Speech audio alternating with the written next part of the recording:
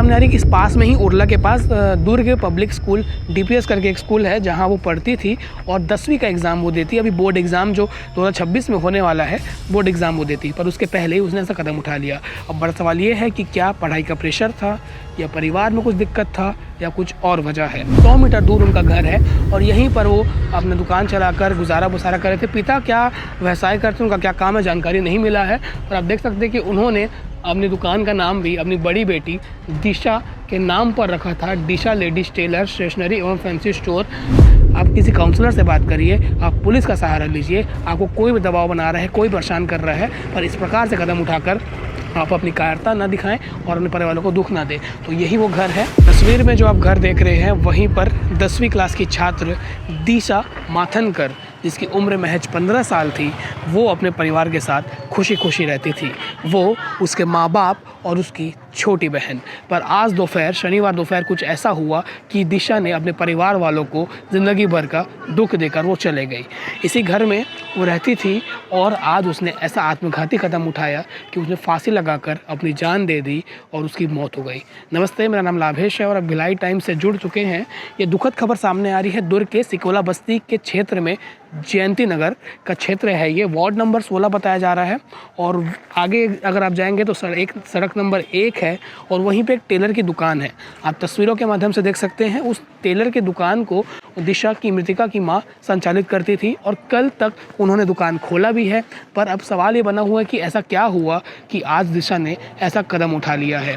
उसके घर वालों का रो रो कर बुरा हाल है, परिवार वालों का लगातार आना जाना चल रहा है। उसके साथ ही दोस्त जितने लोग हैं वो लोग भी घर में हैं, घर में लगातार रोने की आवाज़ आ रही है। हमने इसलिए कोशिश भी नहीं किया उसके घर वालों से बात करने का और अब तक मामला जो है उसका कारण सामने नहीं आ रहा है। इस मामले में जब हमने, क्योंकि पूरा मामला मोहन नगर थाना क्षेत्र का है, टीआई के 100 कोचलों को फ़ोन लगाया तो उन्होंने कोई भी जानकारी ना होने का हवाला दिया अब से आधे एक घंटे पहले, और अभी उनका कॉल नहीं उठा है।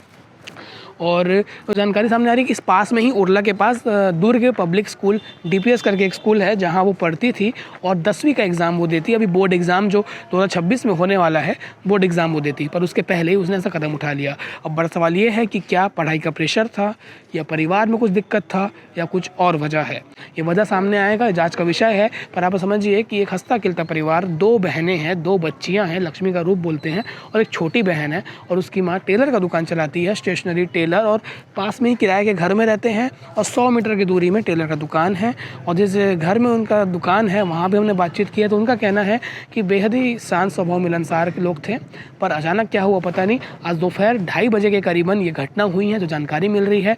रोना धोना शुरू हुआ घर वालों का, तब पड़ोसियों ने उसे तुरंत अस्पताल ले गए। दुर्ग जिला अस्पताल में उसे मृत घोषित कर दिया गया। पड़ोसियों ने बताया है कि डॉक्टर के अनुसार उसके 2 से 2:30 बजे जान चली जा चुकी थी, जिसके बाद उसको पोस्टमार्टम के लिए मोर्चरी में रखा गया है और कल रविवार है, कल पोस्टमार्टम करने के बाद बॉडी को परिवार को सौंपा जाएगा। और पुलिस की जांच भी शुरू हो गई है।